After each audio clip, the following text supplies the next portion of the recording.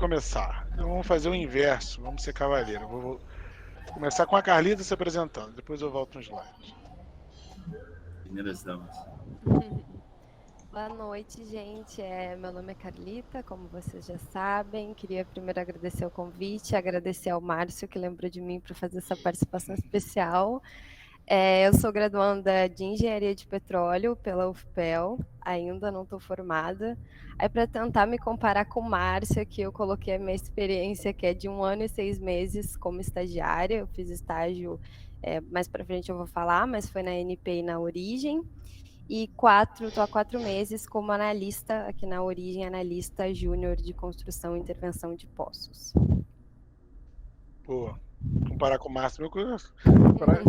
Longe disso, meu currículo tá curtinho também. Eu sou mais velho. Eu queria ter teu currículo, que ia ser mais novo. Mas vamos lá, meu nome é Márcio, eu saio Márcio Nainudo, eu saio, botar um sobrenome no meio aí para ficar mais bonito. Sou engenheiro químico formado, UFRJ, estudei com Julia, né, bons tempos. Mas antes disso, eu já tive uma experiência profissional que eu vou abordar um pouquinho mais na frente. Eu sou técnico em biotecnologia, fiz um 2º grau técnico e foi bem interessante. Aí, deu um nível de maturidade aí legal já cedo, já com 15 anos, porque tinha parte de estágio cedo, tinha parte de laboratório, então é um ponto legal. E atualmente tenho mais de 12 anos de experiência, muito voltado na área de projetos. Então eu se apresenta um pouco mais na trajetória profissional e a gente passa passo a passo o que a gente já viveu. Hoje eu estou aqui na Origem como líder de engenharia, projetos e condição e montagem desse novo grande desafio que a gente está assumindo. Vou passar aqui um pouquinho então da minha experiência aí. Eu botei o marco do ano de 2000, que eu acho que foi quando começou uma experiência profissional, tá? Então, em 2000, eu entrei numa escola técnica no Rio de Janeiro, em Botafogo, chamada Hort. Ela tinha 4 cursos, era informática, eram 3 cursos, informática, eletrônica e biotecnologia.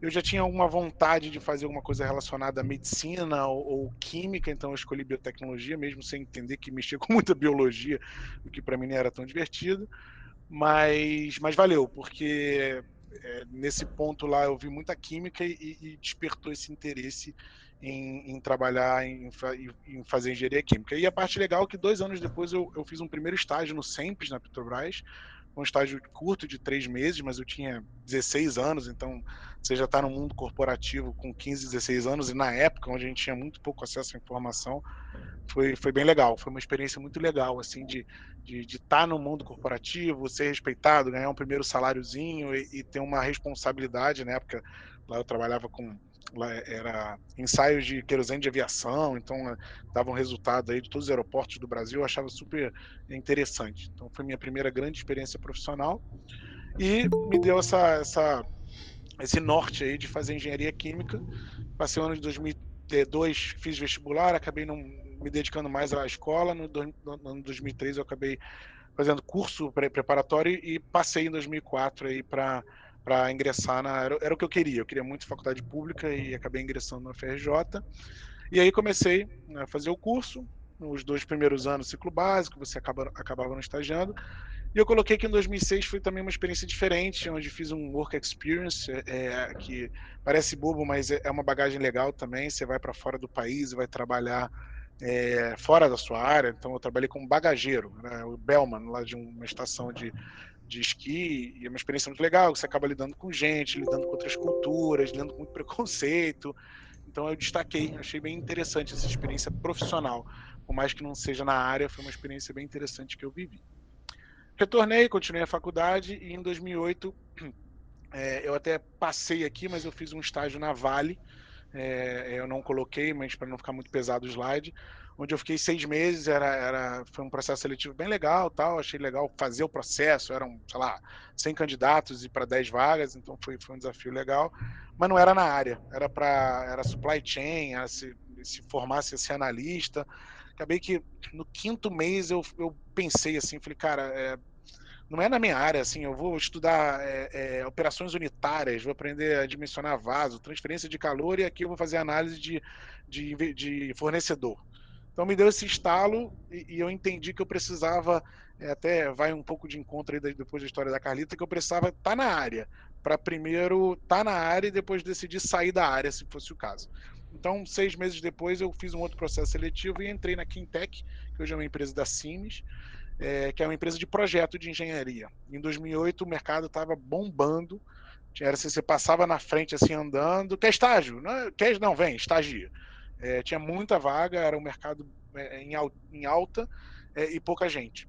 Então, ingressei na Quintec, já atuando diretamente como engenheiro de processo, que é a formação do engenheiro químico dentro da área de projetos, e comecei a trabalhar em projetos bem legais. O primeiro projeto foi o Comperj, foi a Renest, que acabou não indo para frente, mas foi para frente metade dela, que era uma refinaria no Nordeste. Em sequência, trabalhei como engenheiro de processo no Comperj, que ia ser um complexo petroquímico no Itaboraí, Niterói, Rio de Janeiro, mas também não completaram, está lá terminando até hoje, superfaturado lá, caiu no Lava Jato, mas como engenheiro foi super interessante esse início, porque eu comecei a entender o que é um projeto, ainda muito novo, e o que um engenheiro de processo faz dentro de um projeto. Então fiquei 1 ano e meio na Quintec, e gostava muito de lá, ia me formar, ia ser efetivado, e aí surgiu a oportunidade com outra empresa, que é uma gigante francesa, não sei se vocês conhecem, chamada Technip, que estava com um projeto muito bacana. Eles iam iniciar uma licitação para a Petrobras, era um design competition, de um FLNG, que é uma planta de liquefação floating, né, no mar. Ia ser o primeiro FLNG do Brasil.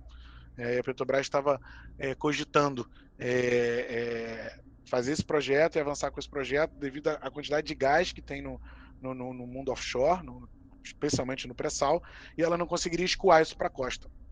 Então a FLNG apareceu como uma oportunidade, a Technip foi convidada para participar desse design competition. E pena que não rolou, né? Pena que não rolou. Ia ser Pena muito bacana. Mas na época não estava consolidado, Julian. Assim, ia ser um projeto muito caro. Mas hoje Mas ia pagar em 2 meses hoje, porque a gente está pagando R$400, $400 por MMBTU, né? Pois é, para o LNG, para trazer, e pagou-se muito caro também para a forma de escoamento, que foram as 3 rotas. Mas na época ainda não era muito consolidado. Hoje faria muito sentido a Petrobras, pelo menos, pensar, ou até outras empresas operadoras que têm muito gás aí no pré-sal. Mas foi legal porque eu entrei na Technip e fui para a França. Então, me formei, fiquei 15 dias no Rio, fui para a França fazer esse projeto, que era um projeto que ia ser no Brasil, mas que ia ser tocado pelo time da França. Então, foi uma experiência também muito bacana. Recomendo a todos que estão aqui, se tiver essa oportunidade de fazer uma experiência profissional fora. O brasileiro tem um modo muito peculiar de trabalhar. Quando você vai para fora, você lidar com francês, lidar com italiano, lidar com japonês, você vê que são modos. Julian, acho que viveu isso, né? Mais Foi até nessa época que tu me visitou? Foi nessa época. Exatamente nessa época. Show. E aí é muito legal você ter esse intercâmbio cultural de trabalho. Quando você fala de trabalho, é muito, muito legal. Você volta com um olhar mais crítico aqui das partes que o brasileiro faz bem e das partes que o brasileiro não faz bem. Então foi muito bom, fiquei alguns meses lá nesse projeto. Retornei para o Brasil, continuei esse projeto. A Technip acabou ganhando esse design competition, mas a Petrobras se decidiu por não executar, o que foi uma pena profissionalmente, porque esse projeto ia ser todo detalhado e construído na França e na Ásia. Então ia ser também uma oportunidade legal de acompanhar esse projeto da folha em branco, que meu primeiro dia eu peguei uma folha em branco, eu tinha que desenhar lá o fluxograma até ele operar. Mas nem tudo são flores. E aí, no ano de 2011, pela Technip, a gente ganhou um outro projeto legal, uma carteira de diesel em Cubatão, também um projeto de detalhamento. E aí entrei nesse projeto como engenheiro de processo ainda. E alguns meses, 1 ano e pouco depois, recebi o convite para ingressar numa fase de coordenação. Então, eu sairia um pouquinho do técnico e começaria já a ir para uma parte mais de coordenação e gerenciamento de projeto. E aí eu fiquei 3 meses no Rio e recebi um convite para ir para a obra. Também um grande diferencial de quem for entrar nesse mundo de gerenciamento, que é a obra. Vocês estão me vendo aqui de farda, eu estou aqui hoje não é a obra, projeto, eu estou na estação já do outro lado, mas está no campo, é muito importante estar no campo. E fui para ficar 3 meses. A pessoa que tem uma história engraçada, eu estava com vontade de ir, assim, aí a pessoa me ligou: Márcio, quer vir para a obra? Eu falei: cara, quero, o que eu vou fazer? Aí ele: vem para cá que a gente conversa. Tá bom, jovem, não devia nada a ninguém, fui. Cheguei lá, primeiro dia, ele me chamou: "Ó, Márcio, eu preciso que você faça aqui toda a revisão de espoletagem, tá tudo muito fora da revisão, o pessoal tá fazendo espoletagem numa revisão, isométrico em outra revisão, preciso que você controle isso, tal". Eu falei: "Não, beleza, tá claro". "Não, beleza, tem alguma dúvida?" Eu falei: "Cara, tenho". Ele: "Qual? O que que é spool?". Eu não sabia para que eu estava lá, mas eu queria muito o desafio. E aí foi muito desafiador, porque eu peguei do zero, eu era engenheiro de processo e eu ia trabalhar bastante com tubulação, com outras disciplinas, e acabei vivendo, era para ficar 3 meses, fiquei 4 anos. Eu fui, sei lá, o 8º a ir pra obra e fui o penúltimo a sair numa obra que passaram 5.000 pessoas. Então foi uma experiência muito legal lá na RPBC, vivi todas as fases da obra, desde do terraplanagem até o comissionamento. Então foi uma experiência legal, profissional, onde eu consegui pegar muita bagagem no que eu faço hoje, que é gerenciamento de projeto, tanto do lado de quem contrata. Mas aí eu vou falar um pouquinho mais na frente. Legal. Passou 7 anos, voltei pro Rio, acabou a obra e a parte que não é, não, nem tudo é um conto de fadas. Pós-Lava Jato total, o mercado de engenharia entrou numa crise grande, a Petrobras começou a tirar a mão de tudo, que era o nosso principal contratante, e a Technip, que chegou a mais de 1.200 engenheiros, se reduziu a 50 num período de poucos anos. E como eu estava voltando de um projeto, o projeto tinha acabado, não tinha outro projeto, eu acabei saindo da empresa em 2017, e não tinha como se recolocar na época, porque não tinha emprego. E aí eu resolvi empreender. E aí foi um desafio também bem diferente. Arrumei um sócio, a gente resolveu abrir uma loja de produtos. A ideia era até bem interessante, era produtos regionais. A gente ia trazer o que havia de melhor na parte de alimentos de todos os estados do Brasil.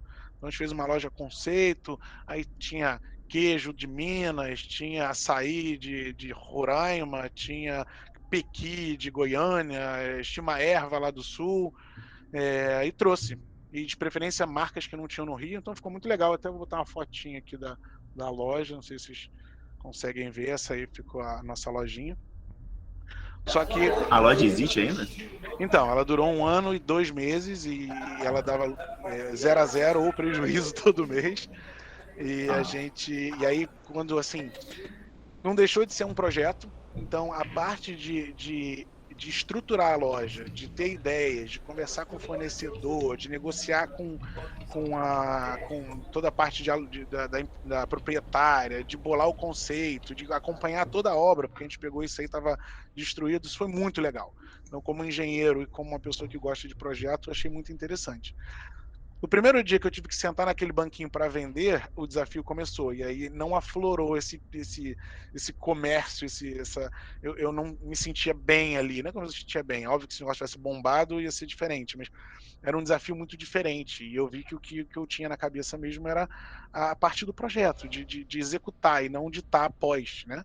E a parte de gastar dinheiro, até tinha um primo meu que fez Harvard, que ele também empreendeu, ele se deu bem, né?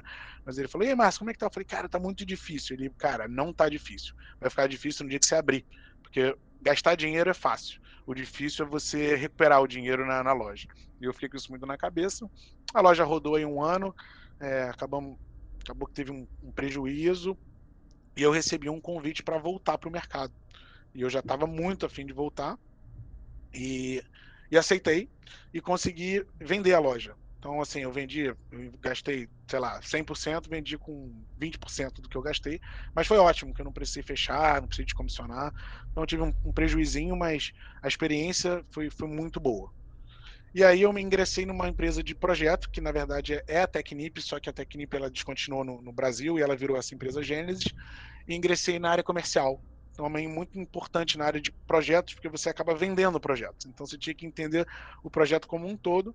Fiquei 1 ano e meio na Gênesis, que é uma empresa de projeto, também foi uma experiência muito legal, porque eu comecei a estudar todo o mercado, estudar todas as fases de projeto, conhecer pessoas, e aí, nesse meio do ano, a empresa não estava indo muito bem, a gente não estava encaixando muito alguns projetos, ela estava um pouco descontinuada em relação ao mercado, tanto é que ela veio até a fechar aqui no Brasil.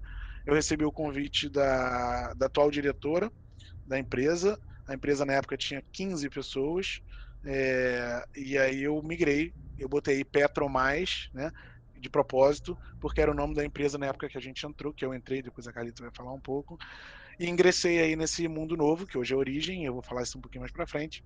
Eu fui, no final, entraram mais dois da minha frente, eu fui o 18º aí entrar na empresa, e aí eu comecei a tocar algumas funções aí, mas sempre dentro da área de projetos. E para fechar, em 2022, que é onde a gente está agora, eu iniciei o maior projeto da minha vida. Esse é bem difícil, mas é muito bom. Eu recomendo a todos na sua devida hora. O Julian pode falar aí que ele já iniciou esse projeto, e foi o projeto aqui do meu filho, que agora está com 8 meses, que dá muito trabalho, mas é um amor aí infinito. Eu precisava trazer para vocês aqui para compartilhar um pouco a fofura que ele é. Eu estou há 3 dias aqui longe dele, estou vendo a foto, até me emocionei. Então eu vou deixar a Carlita falar um pouco aí da experiência dela, e depois a gente volta para falar um pouquinho de Origem. Então, gente, a minha experiência é bem curta, nada comparada ao do Márcio, mas eu acho que vai ser legal trazer essa perspectiva de quem está nessa transição da faculdade para o mercado de trabalho. Diga-se de passagem, eu estou há um tempinho aí com um pé na faculdade e um pé no mercado de trabalho. Eu ingressei no curso de Engenharia de Petróleo na UFPEL em 2016. A gente longe, né, do Rio de Janeiro, de São Paulo, para a gente era tudo um pouquinho mais difícil. Eu não sei se na UFES também é assim, mas para a gente essa distância física, essa barreira física sempre foi uma dificuldade. Hoje tem muita gente da UFPEL no mercado de trabalho, mas nem sempre foi assim. Em 2017, para a gente na faculdade, né, essas atividades extracurriculares são super importantes para depois ingressar no mercado de trabalho. Então, em 2017, eu ingressei no capítulo estudantil SPE-UFPEL. O SPE da UFPEL, ele é até hoje um capítulo muito estruturado, né? A gente realmente vestia a camisa.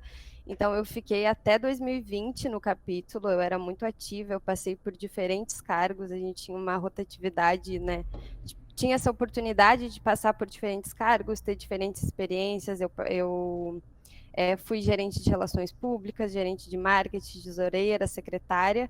Então, eu passei um bom tempo da faculdade no capítulo, me dedicando ao capítulo. Em paralelo, em 2018, eu entrei no time do Petrobol. O time do Petrobol da UFPEL não era muito estruturado, a gente estava começando, a gente até no início participou do Petrogames, mas assim, logo saí também, porque em 2020 era o ano da formatura, era o ano em que a gente pretendia fazer estágio, sair de Pelotas, fazer estágio, porque a UFPEL, o curso de Engenharia de Petróleo da UFPEL, a grade curricular era toda formulada para que a gente terminasse todas as disciplinas até o final do 9º semestre, e no 10º a gente pudesse sair de Pelotas para fazer estágio na área, né? Em Pelotas, no Rio Grande do Sul, a gente não ia encontrar nada na área. Então, chegou 2020, com 2020 chegou a pandemia, e aí tudo mudou, os planos mudaram totalmente. Eu comecei a procurar estágio em março de 2020, eu até cheguei a passar no estágio para uma prestadora de serviço, que depois cancelou o estágio, aí eu continuei procurando, os processos seletivos às vezes eram muito desgastantes, a gente ou não recebia um feedback, ou o feedback era negativo, até que eu recebi o meu primeiro sim, que foi na ANP. Ingressei na ANP em agosto de 2020, na SPG, que é a Superintendência de Participações Governamentais. Então, eu estava entrando na indústria do petróleo, mas com uma visão diferente, né? Uma visão de quem regulamenta a indústria. A SPG ela é dividida em uma equipe de participação especial e outra de royalties. Eu fazia parte da equipe de participação especial, então eu apoiava no cálculo, na distribuição da participação especial, fazia relatório, fazia ofício na ANP. E aí, quando eu completei 6 meses na ANP, eu comecei a procurar uma oportunidade na indústria, assim, uma área mais técnica, mais voltada para a engenharia de petróleo mesmo. E no período de março de 2021 até maio, eu participei de uns quantos processos seletivos, escutei muitos nãos, até que eu Experiências traumáticas, né, Carlita? Muitas, algumas traumáticas, já saí de entrevista chorando. Eu tiro uma lição muito importante desse período que eu vivi, que eu participei de muitos processos, que é direcionar aonde a gente manda o nosso currículo, porque eu, por exemplo, nunca tive afinidade com engenharia de reservatórios, e eu me inscrevia para vários processos de engenharia de reservatórios, sabendo que eu não gostava, então que não ia dar certo. Então a gente acaba ficando frustrado, né, com a quantidade de não que a gente recebe, até que eu participei do processo seletivo da Petromais. Foi um processo bem diferente, foi uma dinâmica de grupos, depois foi uma entrevista, e aí eu ingressei na Petromais como estagiária de gerenciamento de projetos, e esse é o motivo de eu estar aqui hoje, porque eu era estagiária do Márcio, ficamos eu e o Márcio por um bom tempo trabalhando só nós dois, né? E aí, em março desse ano, surgiu a oportunidade de eu ser efetivada como analista júnior de construção e intervenção de poços, apesar de eu ter passado todo esse tempo, né, na área de gerenciamento de projetos, que era um mundo totalmente novo para mim. Eu lembro a primeira vez que o Márcio me mostrou um PFD, eu não entendi nada, um PNID, era tudo muito novo para mim. Na faculdade a gente não vê nada disso. E aí, eu sabia que na CIP, né, sendo analista de CIP, eu teria que embarcar na sonda, eu sabia que ia ser muito diferente, que eu não ia ficar no escritório, enfim, que seria um desafio muito grande, e o Márcio foi uma das pessoas que mais me apoiou a enfrentar esse desafio, porque a gente precisa saber, a gente precisa viver as coisas para saber do que a gente realmente gosta, né? Então eu não podia dizer que eu não gostava de projetos, eu também não podia dizer que eu ia gostar de construção e intervenção de poços se eu não vivesse tudo, né? E aí eu tô há 4 meses na CIP, e aí eu coloquei uma previsão aqui para o futuro, que até agosto de 2022 eu vou estar me formando, apresento meu TCC no final desse mês, então finalmente eu vou me formar e ser engenheira júnior de construção e intervenção de poços. Parabéns, Carlita. Obrigada. Muito bom. E aí foi o gancho que eu falei de, por mais que para mim foi bem ruim perder a Carlita, porque foram alguns meses treinando ela, e quando ela finalmente chegou no regime aí de passar trabalho sem precisar ficar verificando muito, ela acabou saindo, então para mim foi péssimo, mas eu entendo e eu vivi isso, foi a minha decisão de sair da Vale na época, de você viver o técnico, viver o que você estudou. Você pode, só se você assim, for muito certo que você não gosta do que você estudou, mas se você tem dúvidas, vai para o que você estudou, para você ter certeza que não era isso que você queria, ou era isso que você queria. Então, esse é um conselho aqui que eu tento passar e eu acho válido. Beleza, acho que passamos um pouquinho da nossa vida. Tem as fotinhas aí, fala aí um pouquinho de cada foto, Carlita. Aqui eu trouxe umas fotos só para ilustrar. Essa primeira foto aqui foi o meu primeiro embarque, minha primeira visita técnica ao Polo Tucano Sul. Essa foto do meio foi o meu primeiro embarque de verdade na sonda, né? Até o mês passado eu embarcava 14, ficava na sonda, então foi um desafio muito grande, é muito diferente. Eu acho que quando a gente está na faculdade a gente sonha muito com esse momento de embarcar, mas na prática é bastante desafiador, a sob pressão, a gente fica sob pressão o tempo inteiro, a gente está vivenciando a operação o tempo inteiro. Então, mas a curva de aprendizagem é muito grande, é muito legal ver o quanto a gente aprende as coisas naturalmente, porque são coisas que a gente não vê na faculdade, são coisas que não estão nos livros e que nem estando no escritório a gente vai estar aprendendo. Então, são coisas que a gente aprende ali na boca do poço mesmo. Então, foi uma super experiência, bem desafiadora, mas muito gratificante olhar para trás e pensar, nossa, eu consegui, porque realmente não é fácil, mas foi muito legal. E essa outra foto aqui é para mostrar que os dias de glória também chegam, né? Uma fotinho de macacão na praia. Foi a nossa primeira visita ao Polo Alagoas também. Dá para tomar um banho de mar ou o trabalho não deixa? Não, só final de semana. Quando a gente fotinha mesmo. Né? Quando a gente trabalhava só ADM. Embarcada não dá. Porque a praia tá boa, hein? E o duro é que é muito so close, mas não dá pra ir, entendeu? Eu tinha aqui do lado da praia do Francês, sei lá, 10 minutos, 20 minutos de carro, mas não dá. Dói, mas uma escapadinha, outra dá, né? Beleza. Maravilha. Acho que a gente pode falar agora, sair de nós e para a parte da origem. Eu fiz esse primeiro slide aqui que é em um relance. Botei alguns bullets, depois eu vou falar um pouco mais dos ativos e entrar mais nos detalhes. Então vamos lá. Só um segundo, deixa eu desligar meu telefone. Então, companhia 100% brasileira que adquiriu o direito de explorar e produzir óleo e gás em campos terrestres. Então, tentar nivelar a informação aqui. Então, eu trouxe um slide para mostrar, mas assim, quando você fala em embarcar, as pessoas acham que embarcar é sempre no mar, tá? Mas também embarca-se em terra. Então, quando você vai para uma locação, num lugar que você não sai daquele ponto, você acaba embarcando. Quando você faz uma viagem de campo, onde eu estou agora, às vezes se eu ficar aqui em turno, eu embarco na estação. Então, não necessariamente o termo embarcar é só em mar. Até eu, antes de entrar aqui, eu achava que embarcar era só em mar. Posso fazer uma pergunta? Deve. Quem tem uma empresa por trás que comprou? Tipo, a Origem é uma spin-off de uma empresa? Por Eu exemplo, vou contar aqui a historinha dela aqui no slide lá na frente. Shell, ou sei lá, outra empresa maior? Não tem, mas eu vou contar numa linha do tempo aqui uma historinha rápida dela, para você entender. Daqui a 2 slides eu te respondo.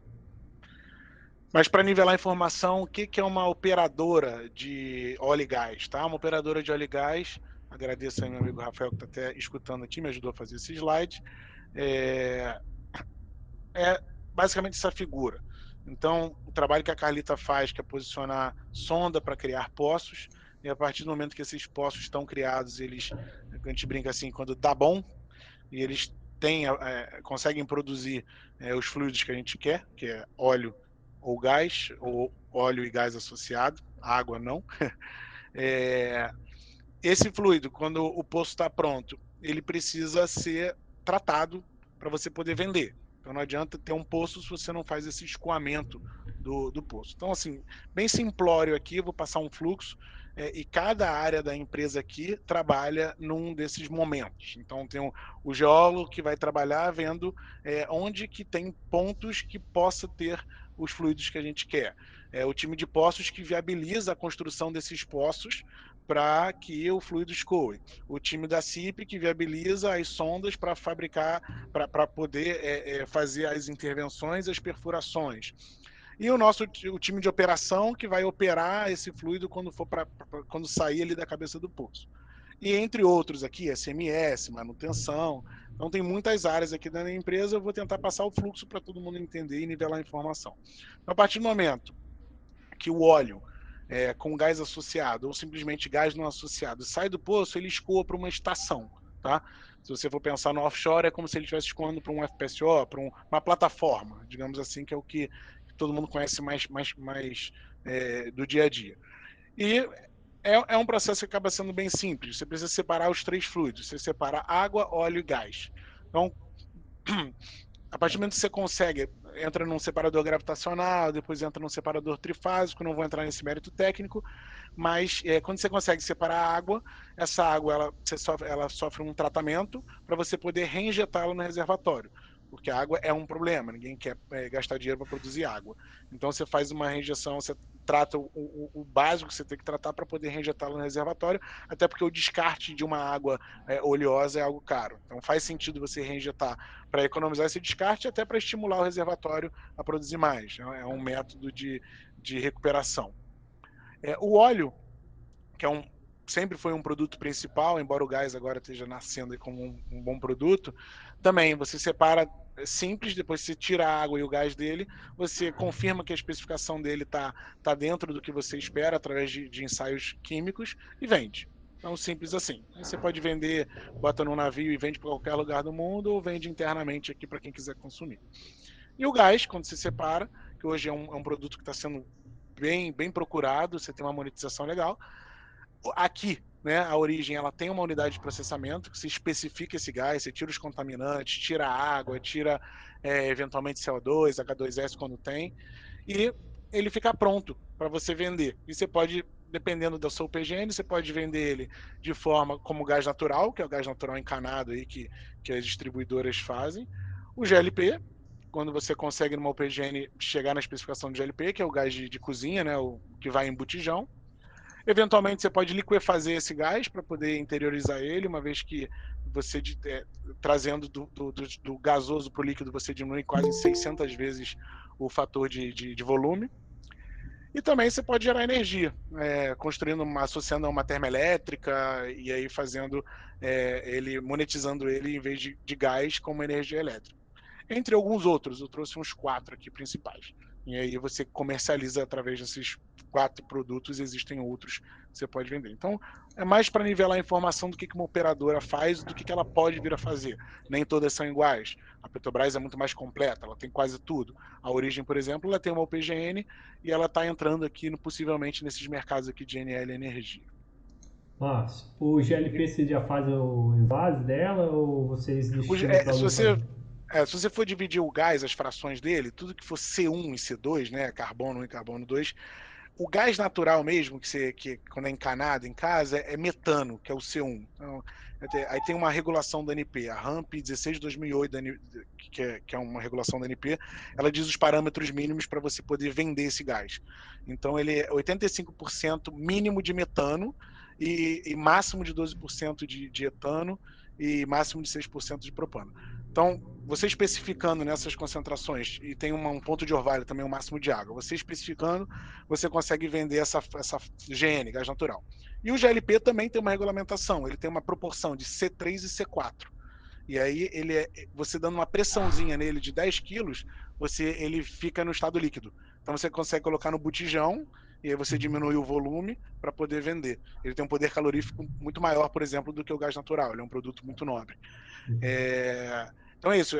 Até pouco tempo eu achava que dentro do botijão tinha gás, mas não tem líquido. Tem gás no formato de líquido. Quando você flasheia, quando você abre ele para a atmosfera, a pressão ambiente, ele vira gás. E é por isso que você consegue queimar ele. Respondido? Boa.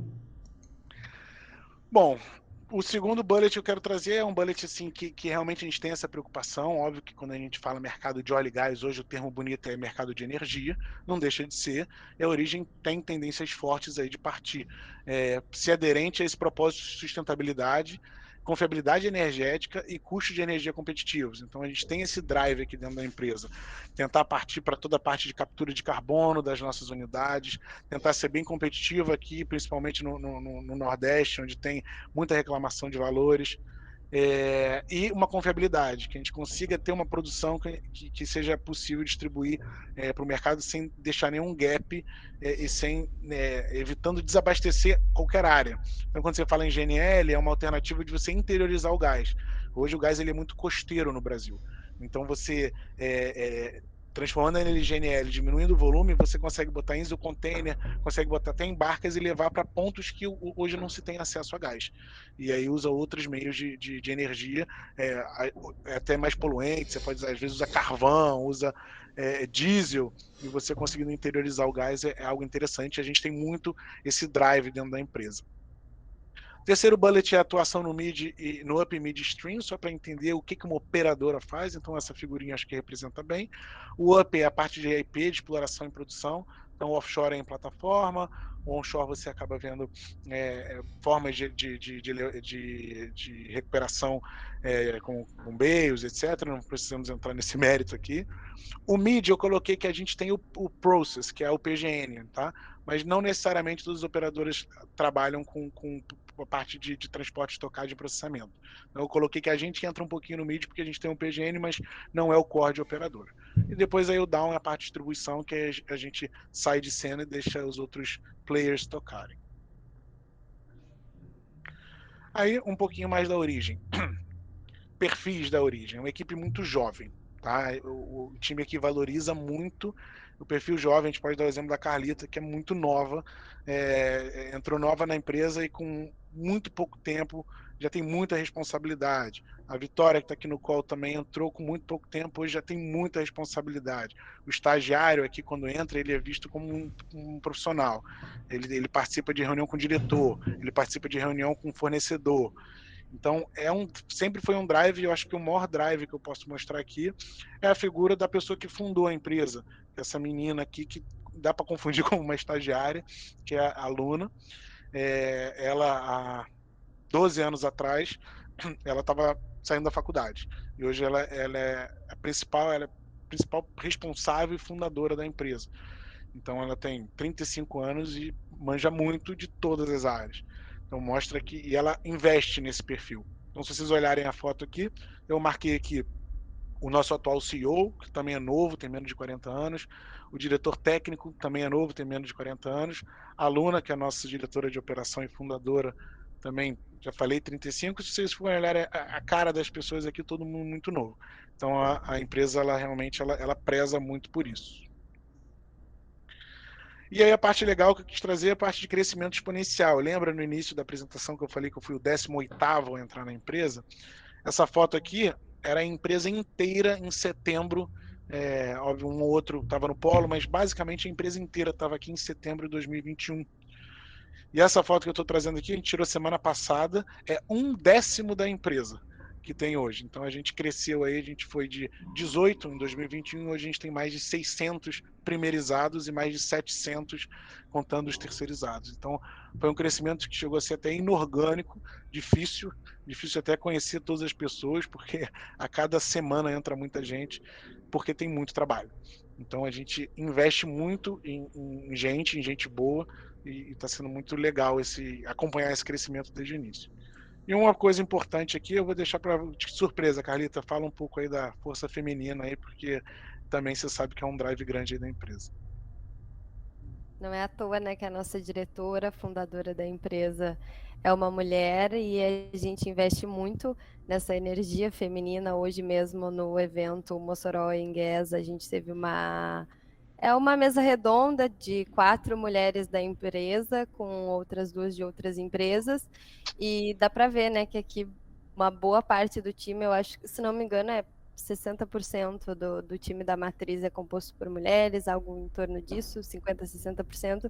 Então a gente tem uma grande presença feminina no nosso time. Isso é importante porque o mercado de óleo e gás, no geral, ele é muito mais voltado para homem, historicamente. Ele é machista, é um mercado muito machista e muito conservador.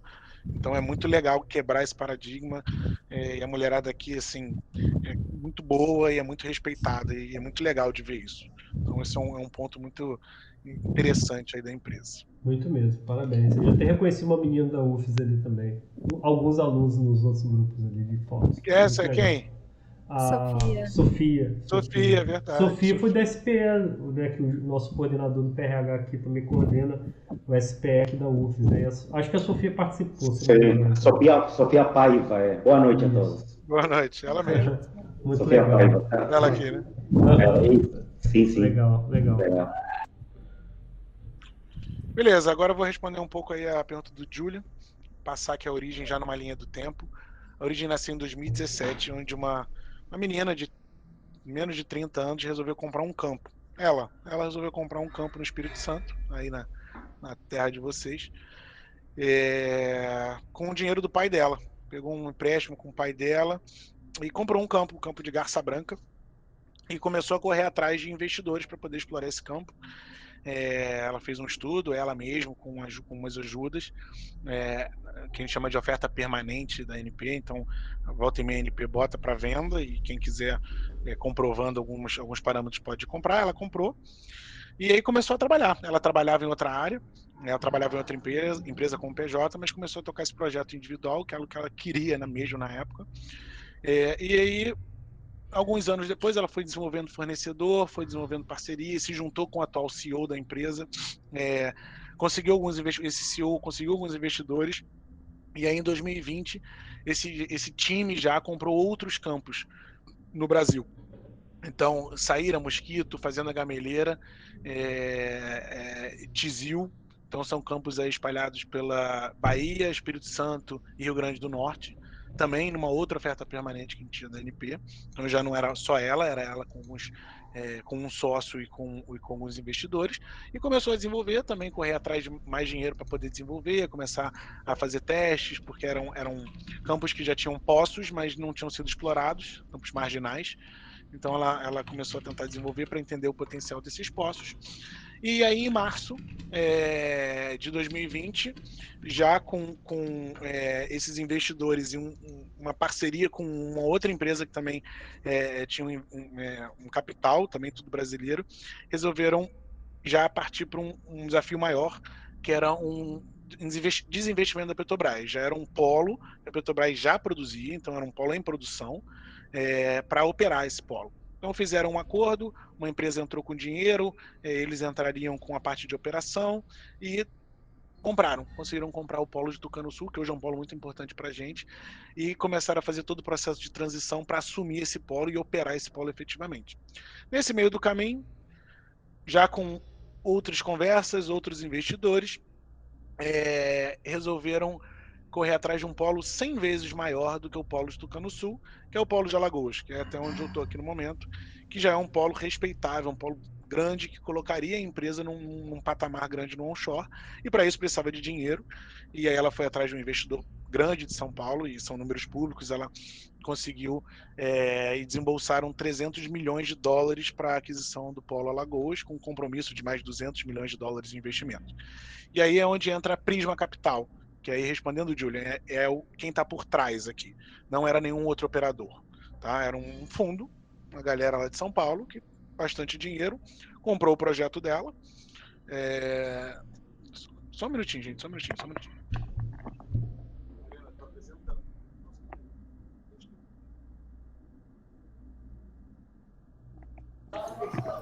Muito Tranquilo, Márcio. muito ousada essa CEO, não é qualquer um que tenha.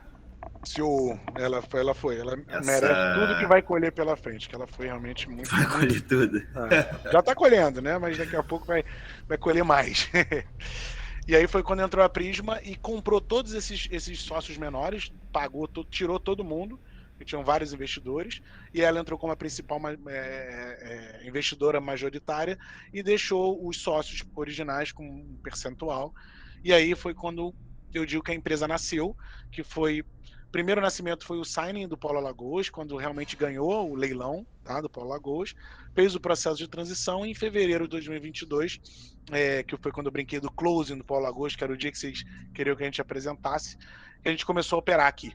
E começar a operar aqui significa que foram 50 anos de Petrobras, e no dia 5 de fevereiro de 2022 sai 100% da Petrobras, entra 100% de origem, você tem uma bomba relógio aqui, que é uma estação que mexe com óleo, com altas pressões, com gás, com contaminante, e você começa a operar. Então, assim, para quem entrou com 18 pessoas em 2021, chega a ser uma coisa assim que, para mim que entrei lá atrás, foi uma coisa bem emocionante, expressiva de ver um polo desse tamanho, que no dia 4 de fevereiro eu não podia nem entrar, porque era da Petrobras, e no dia 5 era origem, sabe? Então, foi um feito enorme. Eu imagino a cabeça da Luna e do Luiz Felipe e do Neite, que são os 3 diretores, o que deve ter passado nesse dia, nesse tamanho dessa conquista, de você sair de 1, 2, 3 para mais de 600 pessoas. E aí agora, em abril de 22, em mais uma oferta permanente da ANP, a Origem conseguiu mais 18 concessões, ou seja, 18 pontos que ela vai poder explorar, para ver se consegue ter novas descobertas de óleo e gás e incrementar a nossa produção, e aí se consolidar mais ainda como uma empresa de porte dentro do onshore brasileiro, uma operadora dentro do onshore brasileiro. Em vez de investir na loja de comida de todos os estados, você deveria ter comprado um poço. Cara, eu conversei agora com um amigo nosso aqui, eu falei, cara, se a Luna tivesse me chamado para aportar alguma coisa, eu era outra pessoa hoje. Ela, em vez de investir o dinheiro na loja, Luna, quanto você quer para ter 0,001% aí do teu poço? Mas infelizmente não tive essa sacada na época aí, faz parte, mas fico feliz por ela. Mas é investimento de risco também, né? Muito risco. Mas engenheiro de obra feita, depois que está pronta, é mole, né? Ela foi bem visionária aí, e todo mundo que foi com ela. Mas agradeço porque a gente está aqui muito por conta disso até hoje. Beleza, eu vou falar um pouquinho dos ativos, tá? Vou tentar ser breve aqui. Polo Alagoas, polo que eu estou aqui agora, principal, maior produção. São 14 blocos exploratórios no total, 7 campos, mais de 600 poços, nem todos hoje produzem, mas é um número bem significativo. Uma unidade de processamento, uma PGN, nem poucos Para vocês terem uma ideia, hoje só a Origem tem uma UPGN e uma outra empresa chamada Alvopetro, uma UPGN pequena, mas a Origem é a única empresa que tem uma UPGN mesmo. Agora, com o desinvestimento da Petrobras, outras vão ter. Mas operar uma UPGN é algo muito peculiar, porque só a Petrobras sabe operar. Então, está sendo um desafio enorme para a gente aqui. Temos 2 estações principais, Pilar, que é onde eu estou, e Furado, que faz toda essa separação que eu expliquei no início. 5 estações menores de teste, um sistema de escoamento que são mais de 156 km de gasodutos e 76 km de oleodutos. Então, é uma malha grande aí que você tem que fazer muita parte de manutenção, parte de verificar se sabem estar no Brasil, o pessoal conecta coisa, faz trepanação em linha para roubar fluido. Então, fazer essa vistoria aqui também é algo bem desafiador. Os fluidos principais que a gente tem aqui, óleo e gás natural. Então, a gente produz aqui nesse polo os 2 fluidos. O segundo polo importante da nossa linha do tempo é Tucano Sul. Também tem uma produção, já produzimos 4 blocos exploratórios, 4 campos, 2 estações de gás não associado. Já pulando lá para baixo, o fluido principal é só gás natural, não produzimos óleo. 88 km de gasoduto, então uma faixa grande de duto para olhar, 45 poços no total. E aí vamos para os marginais, que hoje estão em desenvolvimento. Então, no Espírito Santo, Campo de Garça Branca, um poço, tá? Com fluido principal de óleo. Ainda tem planos de desenvolver esse poço. Saíra, também 64 km de São Mateus, também no Espírito Santo, 6 poços, óleo, planos para entrar e começar a produzir. E Mosquito, 3 poços, óleo também. Então, dentro da linha dos marginais que está no nosso plano de desenvolvimento, desenvolver e começar uma produção. Hoje, ainda em fase de desenvolvimento. Lá no Rio Grande do Norte tem o Tizil. Você deveria ter feito essa apresentação em fevereiro, metade da sala já estava trabalhando para a Origem. É verdade. A gente precisa de gente aí para tocar o Espírito Santo aí. Quando entrar firme, vai ter que ter gente para lá mesmo. Então, Rio Grande do Norte, 6 poços, fluido principal óleo ainda para desenvolver. E no Recôncavo Baiano, que é Gameleira, fluido principal é gás, também ainda para desenvolver. Resumão. Origem, hoje, 244 km de gasoduto no total, 76 km de oleoduto, 16 campos, em torno de 680 poços, uma UPGN e 8 estações. Polo de Alagoas é o principal, ele é autossuficiente, totalmente interligado na malha. Então a gente consegue receber e enviar gás para praticamente o Brasil todo, de Macaé até o topo do Nordeste ali pela malha da TAG. Polo de Tucano Sul é um super cluster de gás e daqui a pouco vai estar totalmente integrado também a malha da TAG. Então toda a nossa produção vai poder ser distribuída por grande parte do Brasil. E os campos marginais atualmente não estão em produção, mas a gente tem planos para entrar em produção em um futuro muito próximo. Um slide final aqui sobre a Origem, é só os primeiros 100 dias que a gente está atuando aqui, como eu falei, 5 de fevereiro. Então, em 100 dias, já produzimos 110 milhões de royalties, que é o que a gente projeta para o ano de 2022. Então, quem pensa que a Petrobras está se desfazendo e a Petrobras está vendendo, assim, minha opinião, tá? É um pensamento ruim, porque a Petrobras já não tem interesse nesses polos onshore. Para vocês terem uma ideia de números bem grosseiros, no pré-sal, a Petrobras em um poço, ela produz 60 mil barris de óleo, e aqui em 600 poços a gente produz 2 mil barris. Então não faz sentido a Petrobras ter porque o custo dela é muito parecido. E o nível de atenção que ela vai dar no pré-sal, ela vai ter um retorno muito maior do que isso aqui. Isso aqui para ela não faz sentido, até porque ela tem um custo grande de manutenção e vai ter daqui a pouco um custo grande de comissionamento quando isso aqui começar. Se ela não investisse, ela ia ter que fazer. Então para ela está sendo, mais uma vez, minha opinião, está sendo um negócio muito bom vender todo o onshore. A Origem, como eu falei, já gerou mais de 600 empregos, tem uma responsabilidade social que a Petrobras já não tinha mais, ela teve lá atrás, mas hoje para ela não estava investindo, então ela já não tinha tanto interesse nessa responsabilidade social. Compromisso de abastecimento, compromisso de emprego. Então faz muito sentido a Petrobras se desfazer e faz muito sentido no business uma empresa tocar isso aqui de forma individual. Então, os números estão mostrando o que eu estou falando. 110 milhões de royalties projetados para 2022. Já dobramos a produção em 100 dias, pra vocês terem uma ideia. Só abrindo o poço, a gente nem fez muita coisa, mas dobrou a produção. 2,3 vezes esse número lá de cima, maior que 2021 em royalties, e mais de 700 empregos gerados, sendo 600 primerizados. Então, se vocês verem a força que uma empresa, não digo na origem, mas uma empresa que adquire esses polos pode ter dentro daquele, aqui no caso de Alagoas, mas tem outras empresas entrando em outros estados. Acho que eu fechei um pouco de origem. Alguém tem alguma dúvida? Quer fazer um comentário? Acho que é uma boa hora. Parabéns aí pelo sucesso da empresa. Tá? Espetacular. Basicamente, repetir as palavras do Julian aí, né? Fazer um elogio também à empresa, porque é o que você falou, essa coisa da representatividade até pro setor local, né? Por exemplo, São Mateus é um lugar meio esquecido, pelo menos aos meus olhos, quando eu mudei para cá. Eu reparo que os estudantes da UFS também têm um pouco essa ansiedade para ir para o mercado, que é uma coisa que a Carlita falou que ela passou na faculdade dela, né? De um certo distanciamento das grandes empresas, dos grandes polos, e vocês estarem trazendo, desenvolvendo também esse mercado aqui, cara, em São Mateus, por exemplo, né, na região. Nossa, eu acho fantástico, dá até um respiro muito legal para a galera do curso aqui, dos cursos, né, engenharia de petróleo que a gente tem aqui, por exemplo. Até fazer uma observação que o nosso coordenador tá presente, ele entrou, só que ele me deu uma palavra, eu acho, para não interromper. Boa noite, tá, professor? Só para apresentar ele aí, é o professor Rodrigues, Joel Romero, tá? E boa noite. Parabéns aí. Beleza. Eu uma pergunta, Márcio. Vocês têm particularmente interesse em empregar pessoas próximo dos poços que vão trabalhar lá? Ou isso não faz não é tão interessante assim? Uma boa pergunta. Faz muito. Aqui, o Polo Alagoas, o drive foi esse.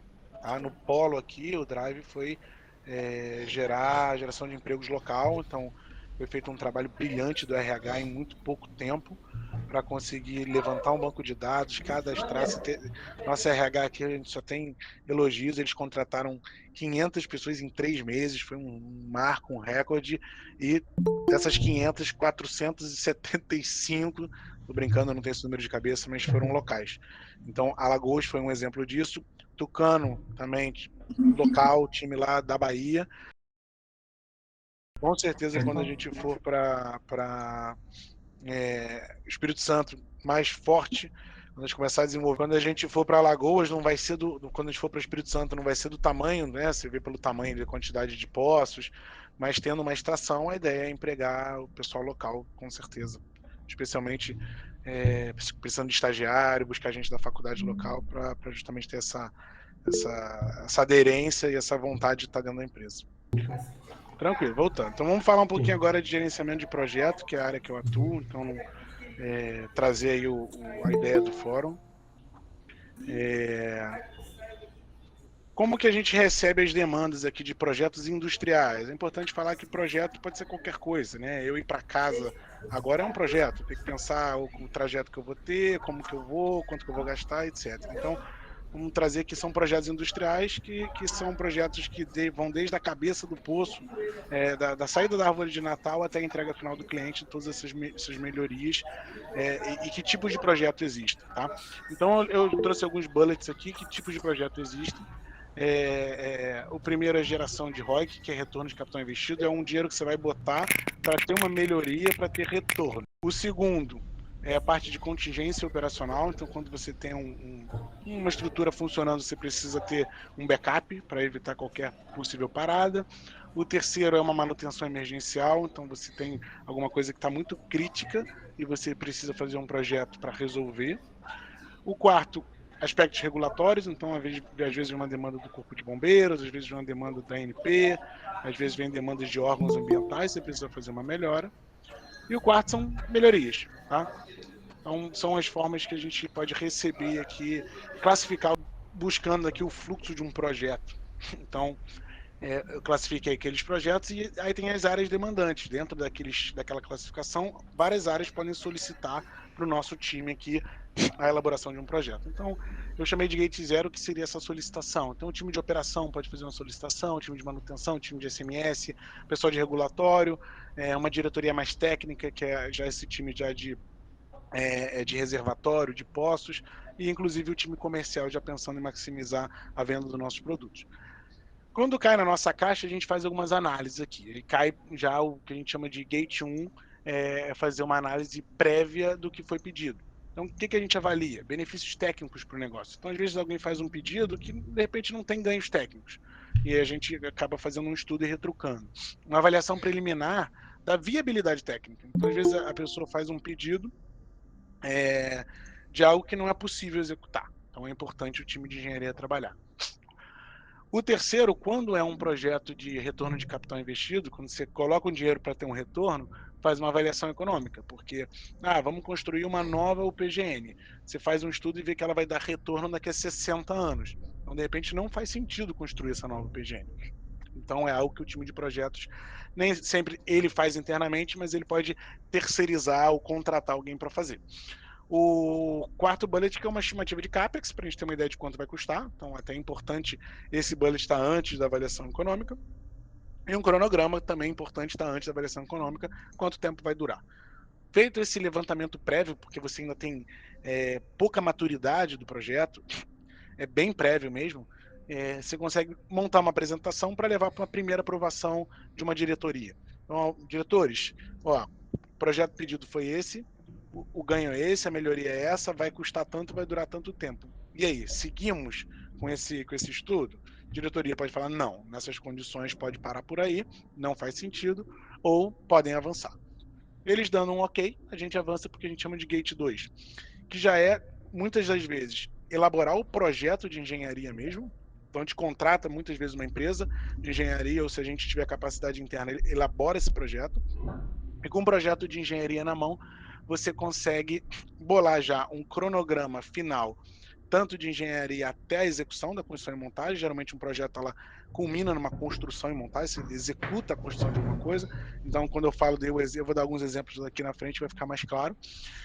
Você já consegue melhorar a sua estimativa de CAPEX. Então, você diz quanto vai custar aquele projeto, que você já tem toda a lista de material, toda a lista de equipamento, e você vai ao mercado pegar essas cotações. Então, você tem uma acurácia de precisão muito mais próxima do que vai ser a realidade, tá? E se for um projeto de geração de ROIC, você já consegue fazer essa avaliação econômica final, onde você vai cravar quanto tempo vai ter esse retorno. De posse dessas informações todas, vai para uma aprovação final de investimento, onde a gente leva para a diretoria e fala, diretoria, lembra aquele número que eu falei? Aumentou muito. Ou lembra aquele número que eu falei? Diminuiu. Ou acertamos. E aí?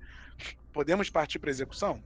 Se eles disserem que não, congela. Se eles pedirem uma revisão, revisa. E se eles aprovarem, a gente parte para construção e montagem. E aí, o Gate 3 já é a contratação de uma empresa que vai executar, ou eventualmente, se a gente tiver in-house, a gente executa. E um acompanhamento e fiscalização para ter certeza que o projeto está progredindo, que não fugiu do escopo. Naturalmente, na prática, acaba tendo uma outra coisa que você vai gerenciando com um outro aumento. Mas a expectativa é que você não tenha um aumento muito grande do custo final.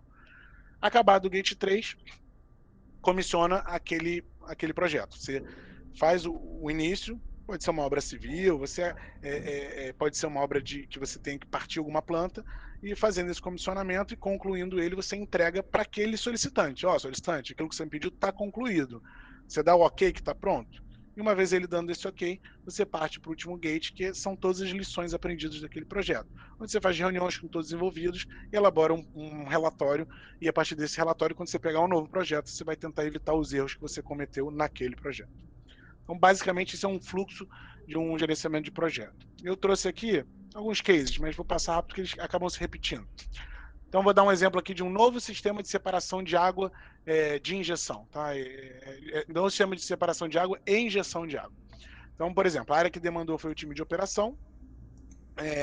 A justificativa foi promover um aumento da produção de um campo X e se classificaria como uma geração de ROIC, porque eu vou investir um dinheiro para aumentar uma produção. Então, eu estou botando um dinheiro para ter um retorno. Então, Gate 1, verificação do benefício técnico, visto. Verificação da viabilidade técnica, visto. Estimativa de CAPEX e cronograma preliminar, feito. Análise econômica preliminar, feita. Leva para a diretoria. Diretoria dá aprova. Gate 2, projeto de engenharia, lista de equipamento crítico. Aí eu vou no mercado, coto quando vai construir a construção e montagem, eu faço uma estimativa em casa, porque eu tenho um time para isso. Elaboro um cronograma final e faço uma análise, a gente chama de EVT, né? uma avaliação econômica para ver quanto tempo vai ter retorno. A diretoria aprovando, parte para o Gate 3. Compro todos os equipamentos e itens críticos, materiais, bombas, vasos, dutos, contrato a empresa que vai executar ou alinho essa execução in-house. Coloco uma fiscalização em cima para garantir o prazo e o custo e o escopo. E concluo a obra. A partir do momento que a aprovação final vem dessa vez do gerente de projeto, ele entende que o projeto está concluído, entrego na mão do solicitante, faço o comissionamento do sistema e entrego na mão do solicitante. E aí o solicitante vira e fala, tá ok, esse projeto aí tá exatamente o que eu pedi, tá entregue agora, a partir de... é um handover, ele tá comigo, eu vou tocar. E aí partimos para relatório de lições aprendidas. É um case, eu botei 2 aqui a mais, mas muito parecido. Esse aqui é um caso, só os exemplos, mas vocês vão ver que aqui embaixo é muito parecido. Nova bomba de injeção de água produzida. Quem pediu? Operação. Justificativa. Promover uma segunda bomba em caso de falha da primeira. Então, esse caso seria uma total contingência operacional. Os processos são os mesmos. Eu fiz questão de colocar aqui 3 exemplos para mostrar que os processos são os mesmos. A diferença é que, nesse caso, por ser uma melhoria e ser uma melhoria que precisa ser feita, você não precisa fazer uma análise econômica. Você sabe que você tem que executar, a diretoria só vai estar de acordo ou não com se o CAPEX que você está colocando vale a pena ter ou vale a pena ter o risco de não produzir. No terceiro caso, um caso de SMS, adequar um sistema de combate a incêndio. O corpo de bombeiros foi numa estação, viu que ela não está adequada e que ela vai autuar a empresa se em X tempo ela não executar. Então não tem jeito, tem que executar. Mas os processos acabam sendo os mesmos, a diferença é que você acaba não fazendo a parte de avaliação econômica. De resto, tudo igual. Viabilidade técnica, estimativa de CAPEX, cronograma, e toca o projeto do início ao fim da mesma forma que você tocou os outros. Tentei passar aqui bem rápido essa área de gerenciamento de projeto e vou passar agora um pouco... Oi, pode falar. Desculpa, você quer fazer uma pausa, tomar uma água? Você tá Não, estamos no final. Beleza, Acho que a Carlita vai falar um pouquinho. Beleza. E aí a gente parte para a rodada final. Desculpa te interromper, fica à vontade. Não. Então. Se tiverem perguntas de gerenciamento de projeto, aproveita. Então, pessoal, eu vou falar um pouco sobre o que a gente faz nessa área que a gente denominou de construção e intervenção de poços, CIP, aqui na Origem. A gente faz o gerenciamento dos projetos de intervenção, workover, desde o início, né? Hoje, o projeto que a gente tem de intervenção, ele começou a ser planejado lá no ano passado, então são vários gates, da mesma forma que os projetos do Márcio. E a Origem está avaliando a perfuração de novos poços no Polo Alagoas, então a gente está começando o gerenciamento de projetos de perfuração também.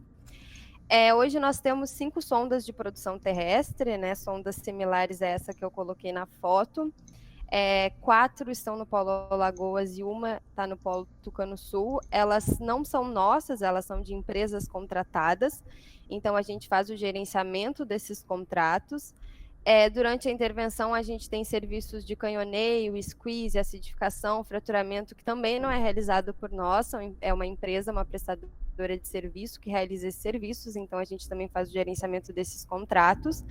A gente faz o gerenciamento, acompanhamento da sequência operacional, porque a equipe técnica que nos passa um programa executivo de poço, eu vou falar dele mais para frente, e a gente executa a sequência que eles nos passam. O gerenciamento da logística operacional. Então, essa é uma parte super importante do dia a dia da sonda, porque, por exemplo, a sonda ela tem uma unidade de combate a incêndio. Essa UCI ela precisa ter água. Eu preciso organizar a logística para essa UCI estar sempre abastecida de água. Eu preciso que eu tenha óleo diesel suficiente na sonda para gerar energia no gerador, para que toda a sonda funcione. Então, é uma questão super importante, a gente está em áreas remotas, né? As locações ficam em áreas remotas, Existem também desafios em relação às condições climáticas, por exemplo, agora no Polo Lagoas a gente tem enfrentado muita chuva, então essa questão de logística ela fica afetada, porque às vezes a sonda fica sem acesso, então, né, às vezes a gente pode acontecer da gente ficar sem água, da gente ficar sem fluido de completação, então essa parte de logística também de equipamentos é super importante, para não deixar a sonda parar, né? A sonda ela é alugada, a diária de uma sonda é super cara, então a gente trabalha sempre com não deixar a sonda parar, por isso que esse gerenciamento do projeto é super importante. A execução propriamente dita da intervenção ou da perfuração, o gerenciamento das rotinas operacionais, porque as sondas elas funcionam 24 horas, operando o tempo inteiro, então em cada sonda a gente tem um fiscal, uma pessoa da origem que fiscaliza o serviço das contratadas e eles fazem reportes diários, né, de toda a operação, todos os detalhes. A gente tem reuniões diárias também, então a gente faz todo esse acompanhamento das rotinas operacionais e acompanhar e também fazer otimização do desempenho operacional. Por exemplo, uma mesma sonda, ela fez 10 poços, uma mesma operação, ela fez em 10 poços em um tempo de 15 horas. E aí, no 11º poço, ela faz num tempo de 40 horas. Por que nesse 11º poço ela fez num tempo tão maior?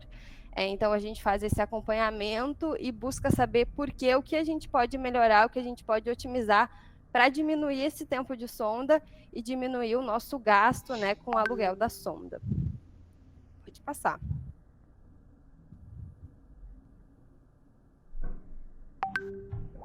Aí. Aqui eu trouxe um zoom de todo o fluxo de um projeto de intervenção, aqui bem próximo de começar realmente a execução da intervenção, então tudo parte de um programa conceitual, que é a nossa equipe de engenharia de reservatórios que desenvolve ele, eles identificam a oportunidade, a depender da estratégia da empresa, se é a produção de gás, se é a produção de óleo, se é a injeção de água, e aí eles nos dizem, então, qual é o objetivo da intervenção. Paralelamente a isso, o time do Márcio, o time de manutenção, ele faz uma análise da estrutura, né, da elétrica, se tem linha, se tem instrumentação, se tem automação no poço que está para ser intervido. A gente faz também um cronograma e um controle inicial de custos, a gente prevê o quanto a gente vai gastar com esse poço.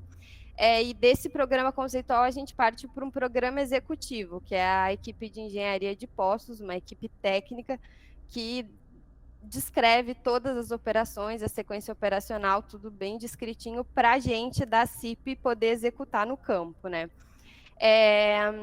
Também tem os programas das companhias de serviço, então a companhia de serviço, a nossa contratada, ela que nos dá o programa de canhoneio, o programa de squeeze, e em paralelo também o programa de integridade, programa de logística, que é feito pelas equipes de integridade, de logística.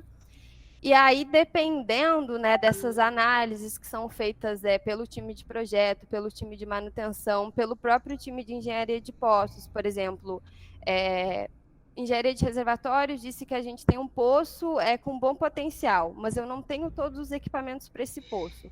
Ou eu vou ter que fazer um projeto, né? O time do Márcio vai ter que fazer um projeto que vai levar muito tempo para eu ter uma linha para alinhar esse poço. Então, talvez não estrategicamente não seja vantagem intervir nesse poço agora. Então, pode ser que a gente tenha que fazer uma repriorização, passar esse poço para o final da lista e subir com outro poço, fazer toda a análise de novo e ver se a gente pode, tem tudo, né? Tá tudo certinho para intervir nesse próximo poço.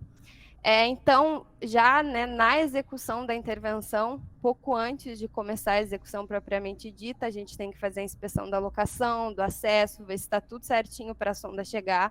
É uma estrutura muito grande, então é importante que esteja tudo direitinho.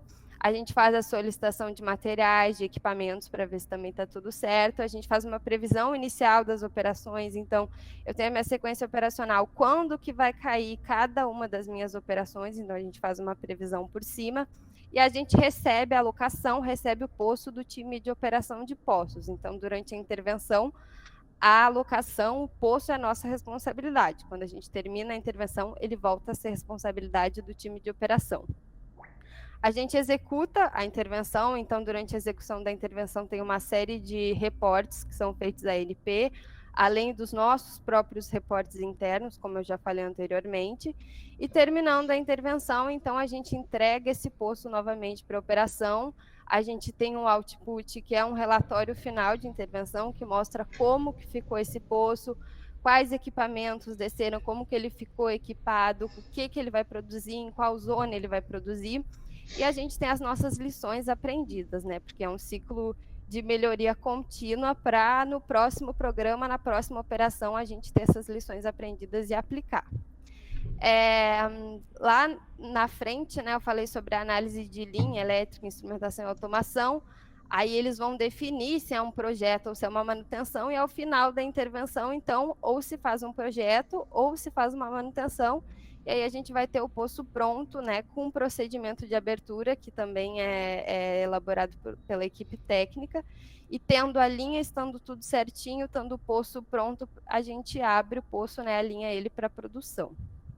Aqui é um overview muito amplo de como é todo o processo, mas eu acho que deu para dar uma geral legal. Assim, se tiverem dúvidas, se quiserem que eu me aprofunde, podem me chamar depois que eu posso explicar melhor também.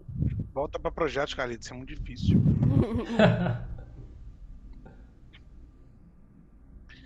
Beleza, pessoal, é isso. Deixamos o último slide aqui para nossas redes. Se o pessoal quiser se inscrever aí, mandar currículo. Beleza. Dependendo do gênero, pode mandar, não tem problema. Vamos avaliar aqui, dependendo da cor, da religião. Parabéns, não é problema, Carlita, não é problema, parabéns, Márcio. Isso aí, Márcio. Muito bom.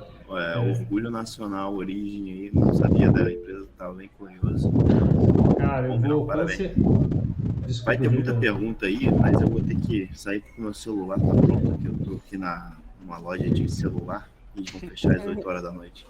Eu vou lá então, galera. Obrigado pela participação, Juliano. Obrigada. Boa perguntas aí.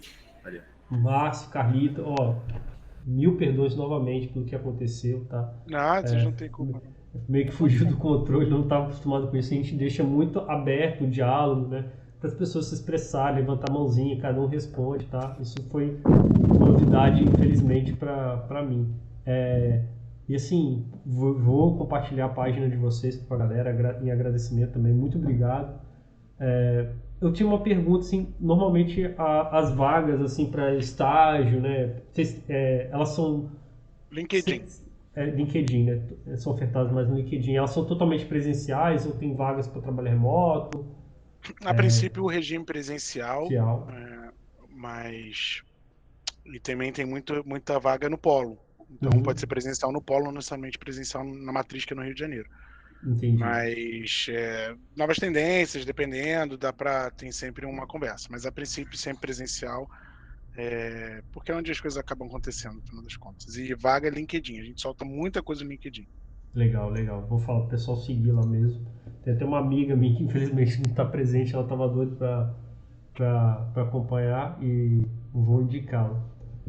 Pessoal, mais alguma pergunta, algum comentário aí para os nossos palestrantes, a Carlita e o Márcio?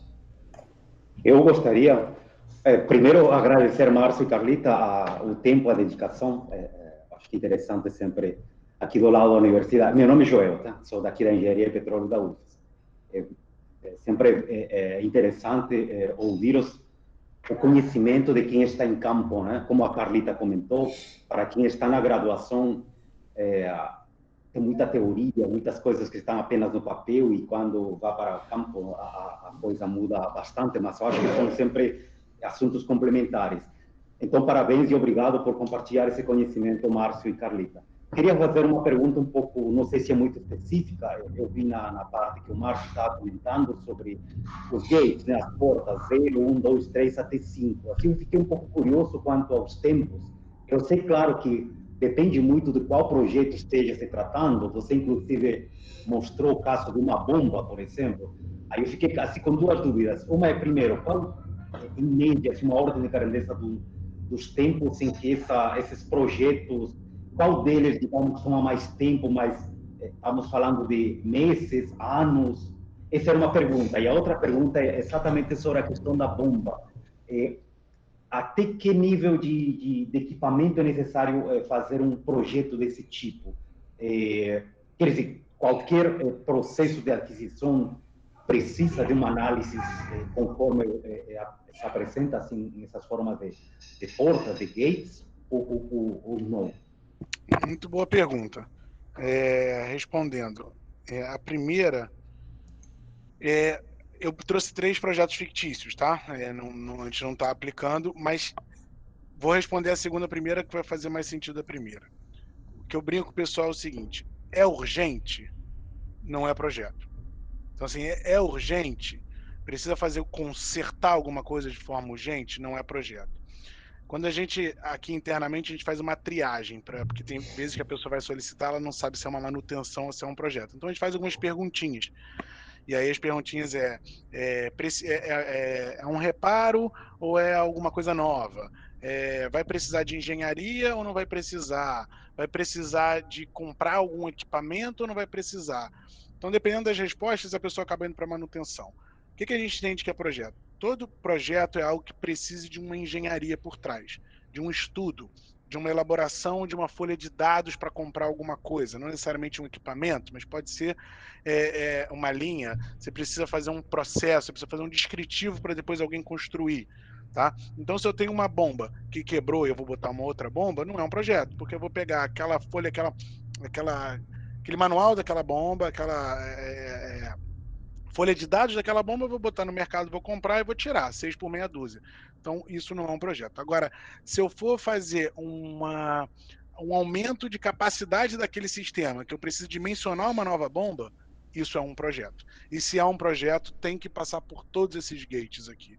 Naturalmente, você pode ter velocidades mais rápidas, tá? Mas a partir do momento que eu vou precisar de uma engenharia para calcular uma nova bomba, e essa nova bomba vai ter uma nova demanda elétrica, e essa nova bomba vai ter uma nova base de civil, então eu vou precisar calcular uma nova base de civil, um novo projeto de elétrica, um engenheiro mecânico especificando essa bomba, um engenheiro de processo fazendo todas as interligações, e assim vai com todas as disciplinas. Um engenheiro de automação botando essa bomba no supervisório e acionando ela e desacionando ela, é um projeto.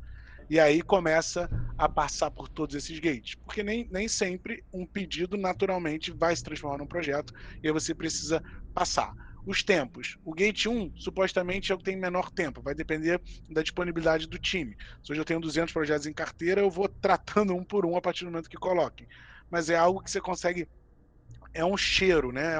A gente usa muito nossa experiência aqui de anos de obra, de entender quando alguém pede alguma coisa, quanto tempo vai demorar, quanto deve custar, porque você tem uma ideia, uma bomba de injeção, quanto que ela custa? Em torno hoje, tá? $300 mil, tá?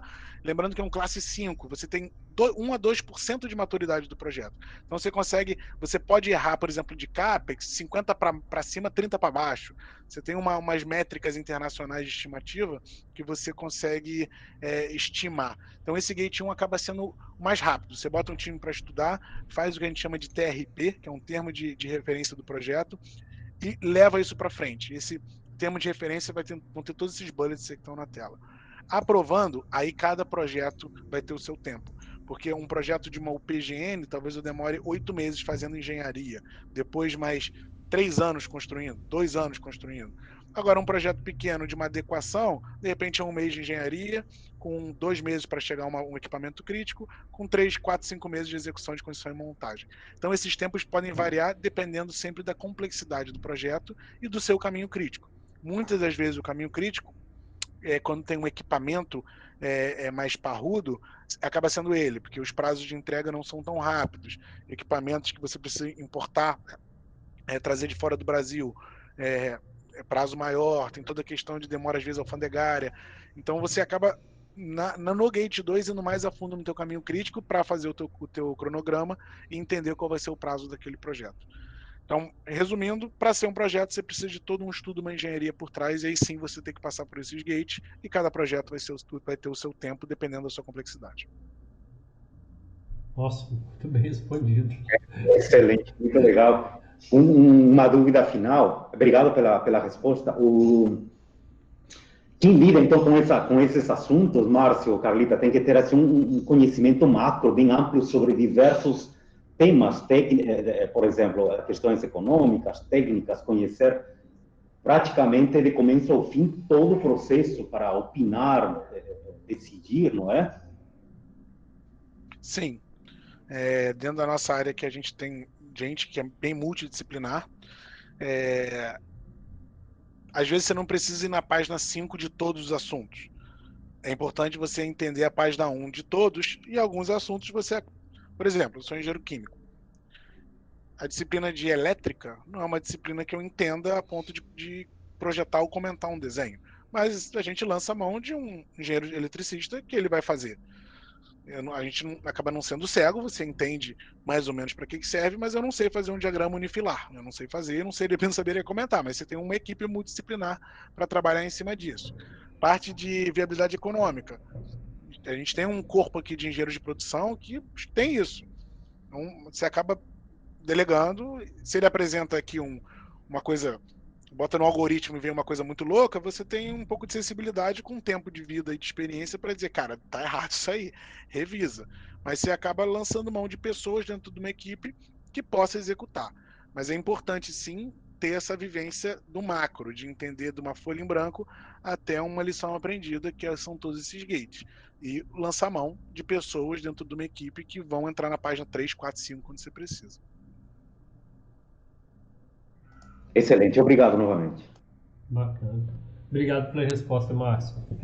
Pessoal, se alguém quiser fazer alguma pergunta, levanta a mãozinha, manda no chat aí, porque eu tive que desabilitar os microfones para habilitar depois, se alguém quiser, tá? Faz uma manifestação. Tem uma pergunta. O Julião Voltei. Voltou? Não terminou. Você aguentou? Muita saudade, Júlio? Não, é que eu fui ver se tinha terminado, não tinha terminado. O preço do gás no mundo tá bombando, né? O preço do petróleo. Vocês vendem gás e petróleo? Sim. Vou responder uma coisa aqui, mas assim, óbvio que a gente nunca quis isso. Mas a Rússia é a principal produtora de gás no mundo, né? Então, com essa questão da guerra, os preços dispararam. Óleo também, tá? Mas gás principalmente. E acaba que a gente está numa época muito boa como operadora, porque os preços estão muito altos e consegue, por isso que está tendo essa correria aqui para maximizar a produção, porque toda a produção a gente consegue vender e consegue ter um retorno muito bom. Então, respondendo sim, a gente tem hoje uma produção boa de gás para um onshore, é um número razoável, não se compara ao offshore, e uma considerável de óleo também. Vendemos óleo e gás. E a tendência é aquilo que eu falei, monetizar o gás, não só na forma de gás, mas como na forma de energia, GNL que não deixa de ser gás, mas tentar monetizar ele de outras formas que não só vendendo para uma empresa direta. Sabe que teve um leilão em março de emergencial de geração com gás, né? Uhum. Esse leilão vai gastar aí mais ou menos uns 200 bilhões de reais em 3 anos para gerar pouca energia de forma ineficiente. É 3% do PIB, é mais dinheiro para saúde do que para saúde, para uma geração ineficiente que já não precisa mais porque choveu, né? Uhum. Vocês vão suprir gás para essa galera? Não. Esses leilões, para o cara entrar, ele já tem que ter todo o esquema. Emergencial, acho que não. Eu acho que por ser emergencial... ele emergencial, ele consegue entrar, mas ele, pelo menos o suprimento de gás, ele acaba tendo, ele já tem que pensar. Então, pelo menos até mim, não sei se chegou no time comercial alguma coisa, mas a princípio não. A princípio a gente tem uns outros contratos aqui, não seria para esse... E quanto é que vocês estariam vendendo gás? Acho que é uma pergunta muito... pessoal aí que tá... De valor, cara, não sei. A reunião vai adorar saber. Não sei o preço. Empresas de óleo e gás estão pagando esses caras. Eu não sei, eu teria que ver com o time comercial, porque flutua muito, né? Então o número que eu tinha na cabeça, já nem sei se aplica mais, eu não quero dar nenhum número aqui para comprometer que eu vou estar totalmente errado. O Henry Hub tá 40 dólares. Segue sempre a tendência, e aí a negociação ali no centavo, no milhão de metros de BTU, segue ali você tem uma referência de mercado tipo Brent, né? Você segue sempre a tendência de mercado para óleo, para vender, você acaba seguindo o Brent como referência e o Hub como referência. Vocês vão rachar de ganhar dinheiro, hein? Parabéns.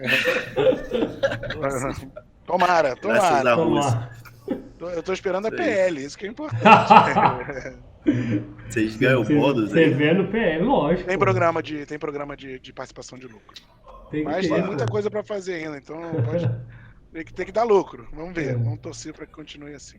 Vai sim. Com certeza vai dar. Tomara que vocês façam muitos postos aí, porque tem tem muito potencial aí no Brasil que é inexplorado ainda também, não só Poços Maduros, né? Sim, essa é a nossa expectativa. O pessoal de geologia e reservatório está estudando para isso. Eu não consigo entender nada daquilo, tá? A gente passa na sala deles ali, o pessoal de geologia são 3 monitores, parece que eu falo assim, cara, tá quebrado o teu monitor aí, porque você tá olhando para quê? É um outro animal.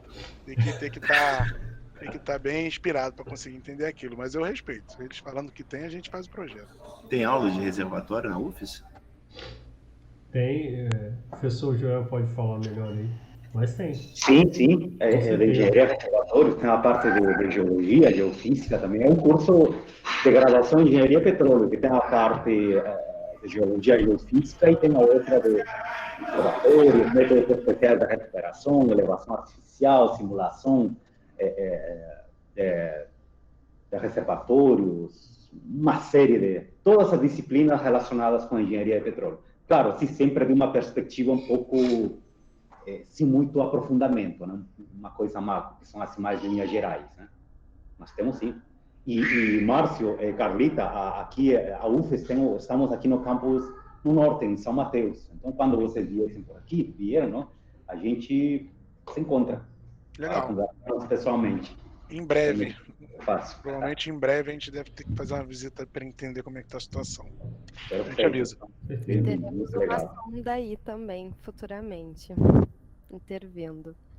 Opa, muito bom saber disso. Uma apresentação pessoal, uma apresentação presencial é mais impactante, né? Sem dúvida. O pessoal tá voltando agora, né? Então, pessoal, mais alguma pergunta? Deixa eu ver. Quando não tem pergunta, ou eu acho que a gente foi muito bem, que eu não acho, ou eu acho que ninguém entendeu nada. Não, acho que vocês mandaram bem, sim, vocês mandaram bem pra caramba. Mandaram muito bem. E vão nadar no dinheiro, como disse o Juliano, a gente tá torcendo pra isso. Porque aí desenvolve também toda a economia, né, cara? Que a gente sabe que sofre aqui, somente nesses lugares. Então, pessoal, boa noite a todos. Márcio, Carlita, muito obrigado pela apresentação novamente, obrigado pela paciência, né, pela atenção, aí, pelo carinho de ter preparado essa apresentação.